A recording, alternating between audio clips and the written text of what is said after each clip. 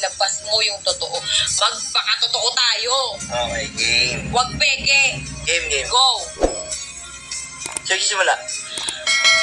Bakit ka nawala? Bakit ka nawala? Nawala ako kasi... Simula nung una nating problema. Kwento mo. Huwag mo kwento yung kung ano yung dahilan na kasalanan mo kasi ayoko ring banggitin. Teka, kailan ba siya nawala? Anong date o? Yan.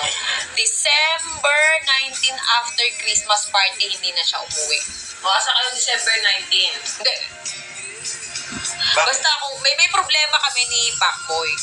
Okay, ayoko naman banggitin kung ano man yung ginawa nito. Kaya kung mapapansin nyo, puro bash ako sa social media na hindi ko sinasagot. Naglabas lang ako na, may boyfriend na ako, naglabas lang ako ng ganun. Wala eh. Doon ako naging masaya eh. Kumbaga, si Pacboy sa side niya, nung time na yun, siguro masaya siya. Tapos ako, bumira ako nitong January. Sige, masaya na ako biglang. Ito na yung kasiyahan ko.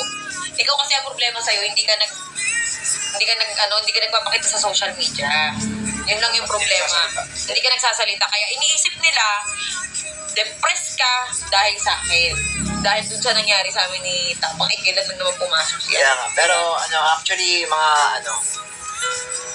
idol, kasalanan ko naman din talaga. Kasi nung mga time na kailangan niya ako, yun na nga, yung nasa hospital siya, wala ako noon. Halos inumaga na ako pauwi nun. Pero, ang totoo nun, kahit nagalit siya kasi yung time na nasa hospital siya, walang kasama yung bata dito sa bahay. Oo, hindi, huwag natin yan. Hindi reason, yung sa pagbo-boyfriend mo naman, hindi reason yung mga kasalanan mo na dahil nawala ka nung New Year, hindi yun. Yeah. Teka lang okay, yung mga nangyari noon na sobrang stress na ako, na-stress na talaga ako na hindi na nakayanan ng mental health ko talaga na lagi ako na hospital, di ba?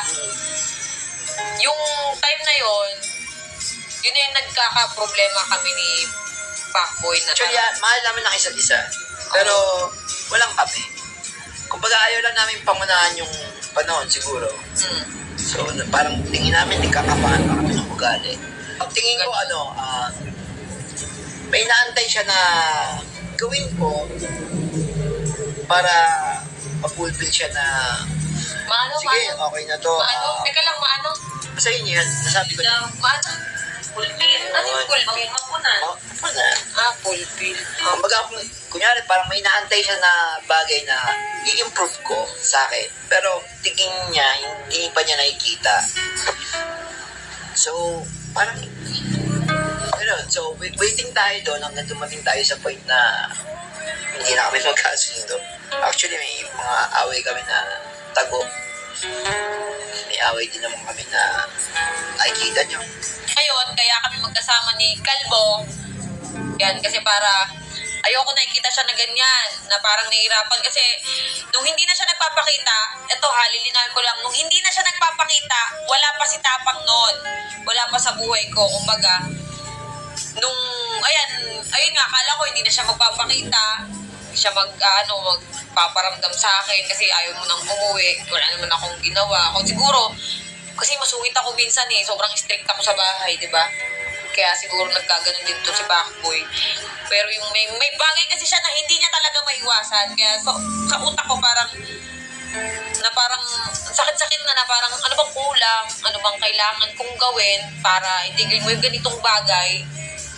Parang, napagod na ako na parang yung binibigay kong love, hindi worth it, yung binibigay kong payo, hindi tumatalag, hindi ko na alam gagawin ko. Ngayon, may dumating sa buhay ko na parang, sige, subukan ko.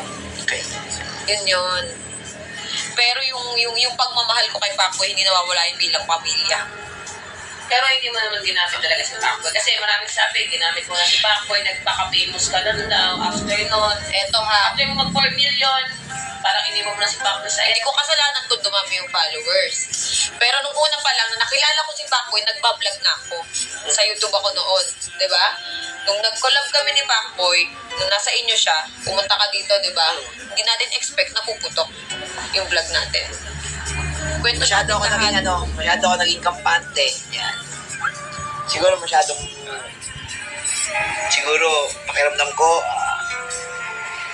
parang tumaas ako, lumaki ulo ko. Ganun.